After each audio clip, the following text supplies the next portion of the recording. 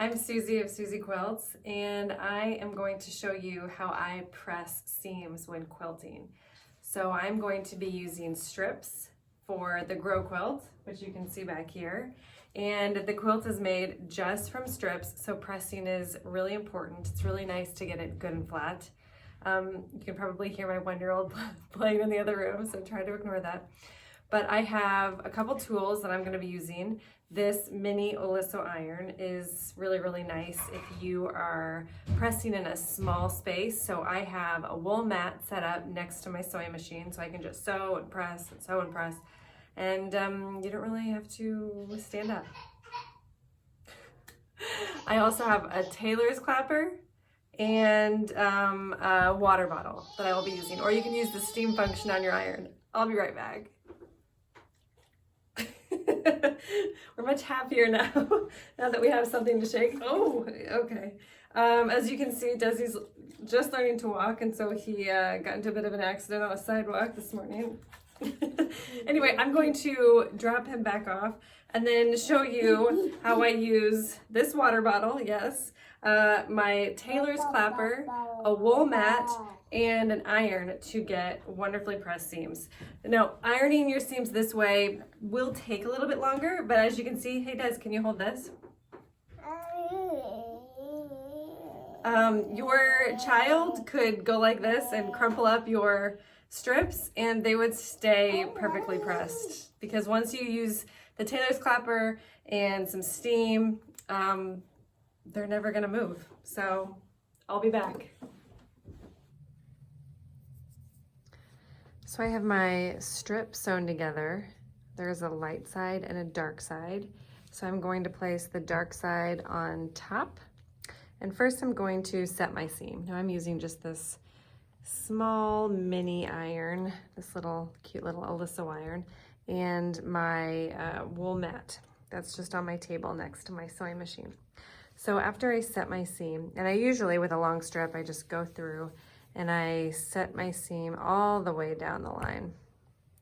Sorry, I keep hitting my tripod and that's why it's bouncing. Okay, I'm not gonna do that though, so you don't have to watch it. Okay, so I have my strip and I'm going to open it up and I finger press. I finger press it open. So I'm not gonna do this motion with my hot iron because that's when fabric really stretches. So just this area right here, and it's a little bit harder to finger press at a seam where I have this these two with the fabric strips sewn together. Okay, so now that that's finger pressed open, I just take my iron and I lightly, I don't take the nose of it and force it open because I've already done that. I kind of just press. So I just press it open just like that. So it's really nice and open. And now I take, you can either use the steam function on your iron, or I use this, a water bottle right here. And just give it a little misting. And I press my iron on top, and I'm right-handed, so it's easiest for me to go left to right. And I press it on top, I don't know, maybe 8 seconds or so, just until I think the fabric has dried, you know, so it's not wet anymore.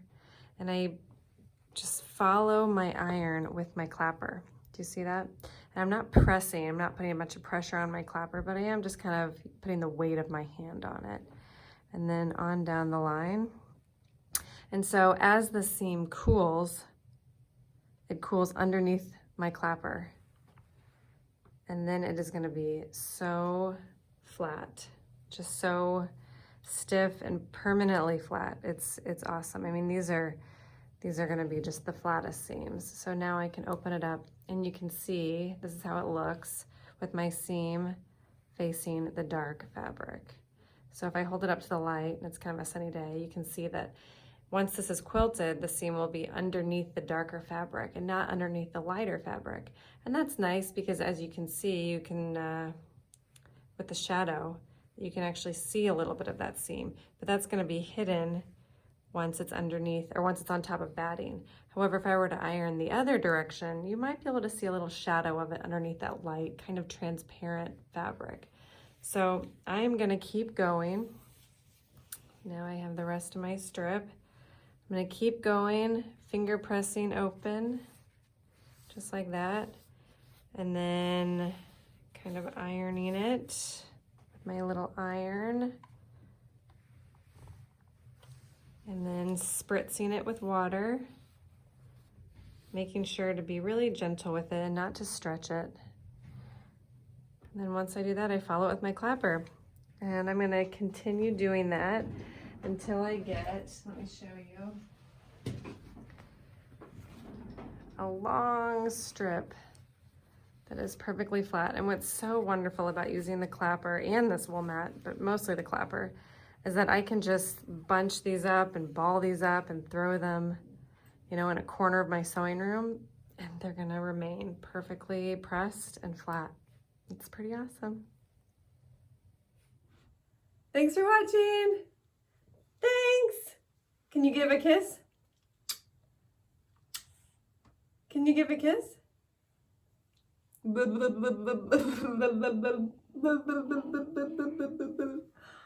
want to kiss me? A kiss and a slap. That's about how it goes. Mwah. Mwah.